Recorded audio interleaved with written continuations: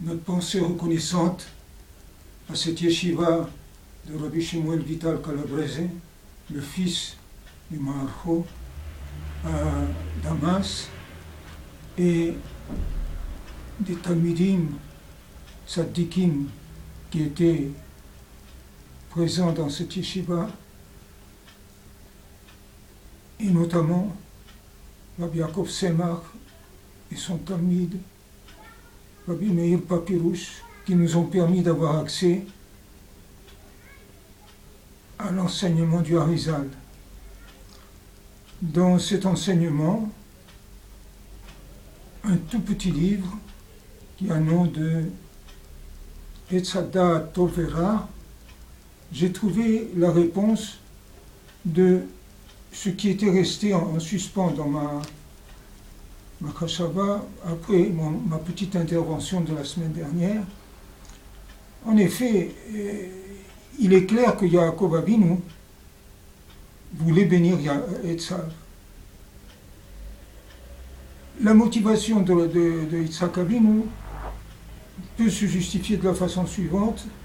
Dans son Gilgul, il avait reçu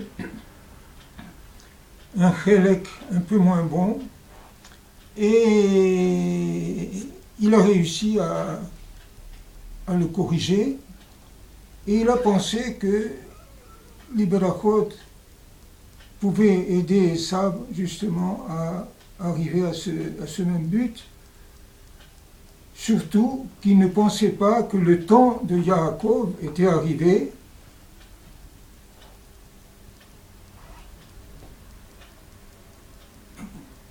Et sa femme, qui avait causé au Gan Eden, puisqu'elle est deuxième Gilgul de Chava, elle avait causé donc que les berachot soient perdus et soient partis dans la Klippa.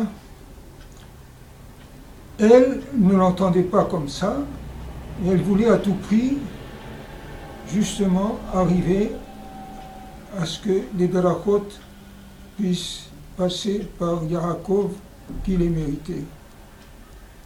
Et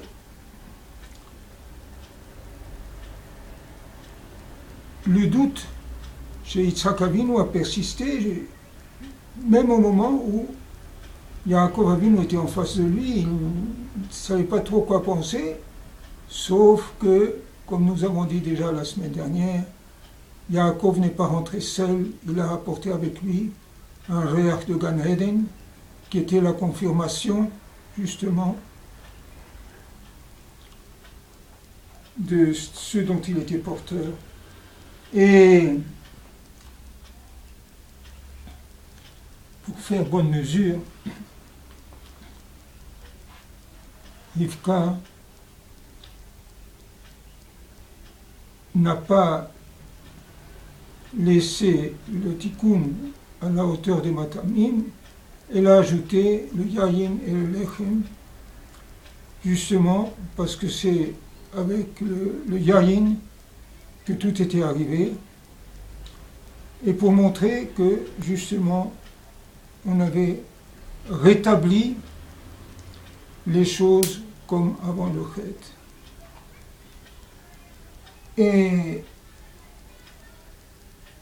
c'est à ce moment-là que Yitzhak Avinu a compris que Yaakov était digne d'être porteur de la Beracha, et que l'histoire allait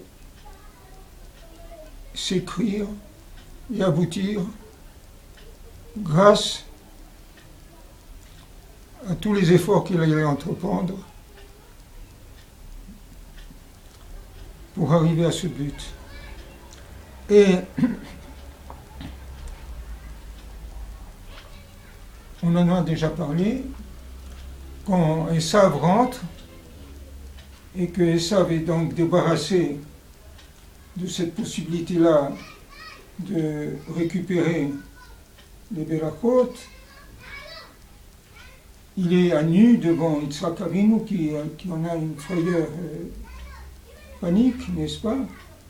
Et il découvre enfin qu'il n'y a absolument rien à faire avec lui, il n'y a aucune récupération possible, et il lui dit son fait, c'est-à-dire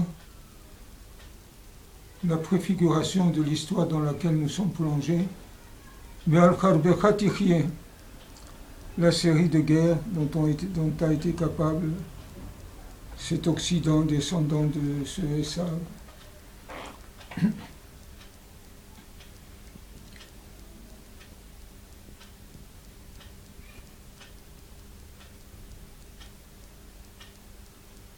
Donc, toutes les questions qui se posaient à propos de ce quiproquo entre Esav et Yaakov au moment de donner les Berachot sont levées par l'explication que nous avons donnée au nom de Adat Tovera du Maharal Kadosh.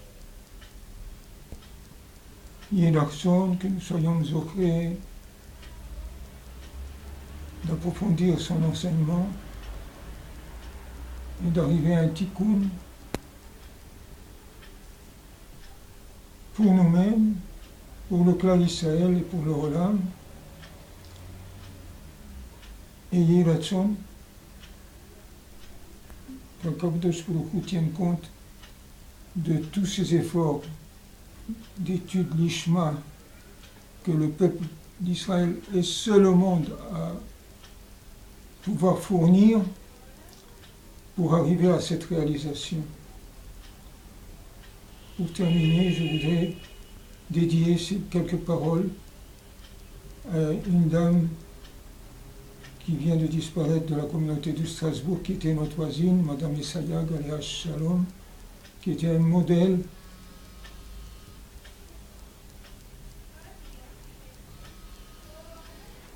d'honnêteté, de travail,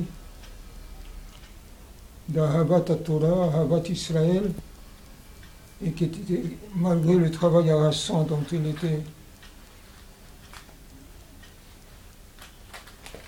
qui était son lot, n'est-ce pas? Elle était la plus grande Machnissa Orchim de la ville de Strasbourg. Toujours il y avait des invités, toujours avec le sourire, avec la joie. Et Ratson, que ces enfants endeuillés reçoivent de la Kadosh Baruch Hu la Menoucha pour supporter cette épreuve et qu'ils soient assurés qu'elle est en Gan Eden Elyon. Amen et Amen.